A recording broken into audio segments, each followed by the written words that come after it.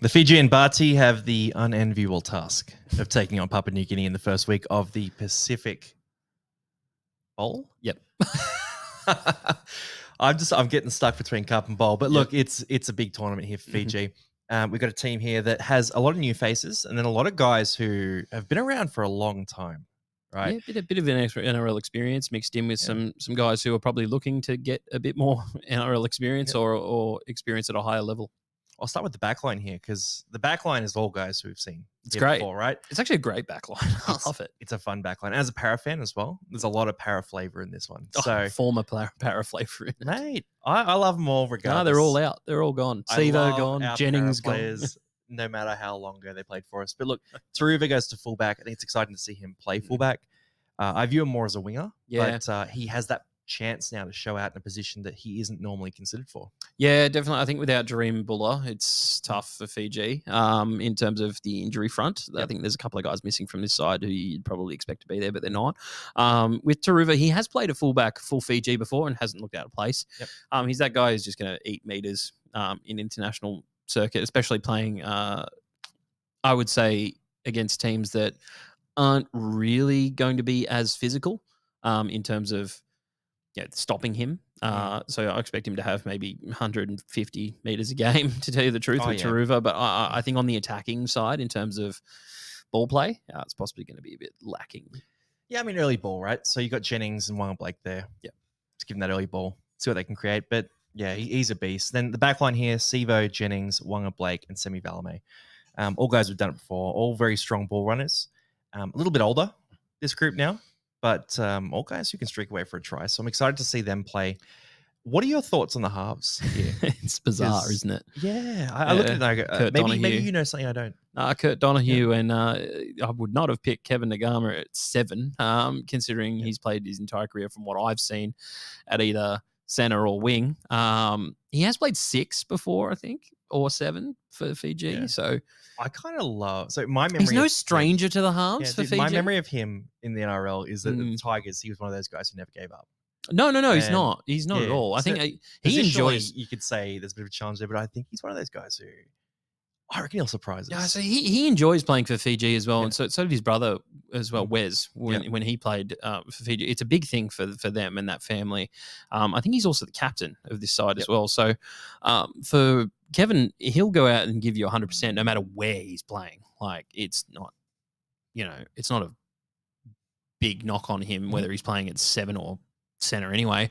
I think this spine does lack a little bit in terms of the creativity. Yep. But no doubt they're going to be up for the fight and wanting to play out of their skin for their country. What do you think of the second row here? So projected team list here. You got Kikau, who is one of the best back rows. Well, he's a guaranteed at Fiji. Yeah. So he's that guy. And then you've got Tane Milne. Hey, in the 12 jersey. The dirtiest player in the game. Look, I look at it and I go, oh, that's silly. And then I think about it. Tane Milne's the best offloader in the game. He's physical. He runs a great line. Like you said, number 1 offloader in the comp. Maybe it's genius. And maybe he does this at club level in future.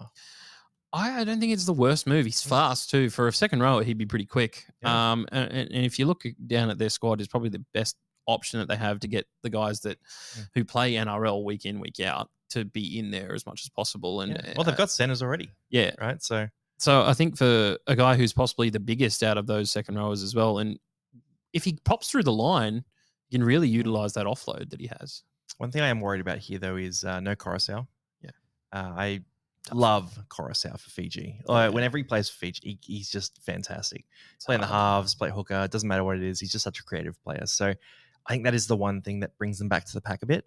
If Coruscant was playing, I'd probably tip them to win it all because their pack is they're a bunch of hard running guys here, right? So they're not going to stop themselves. Yeah.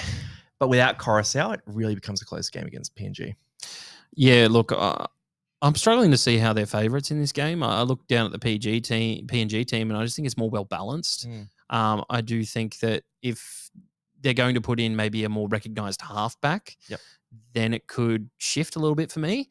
Kurt Donahue isn't even a half for me as well. He doesn't really play half for the Dolphins either, so he's a lock, isn't he?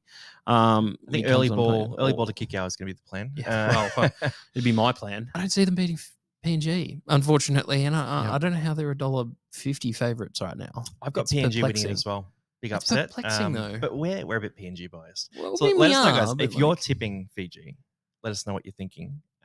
Open to hear it.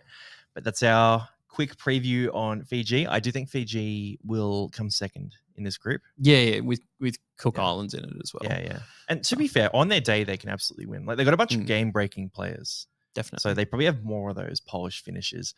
I think if you merged PNG and Fiji, you'd actually have a very, very strong team that Absolutely. could potentially go to that next level. Yeah. So that'd be interesting. They'll never do it, but It'd be interesting to see like a Pacifica team Mm. take on Australia. Mm. Like we've had the British Lions in the past, Yep. who have been like Scotland, Ireland, Wales, and they've come here to Australia and played. So like if a Pacifica team came out and they were able to use teams from Tonga, Samoa, Fiji, all these teams, PNG, that'd be a very interesting team to me. I would watch that.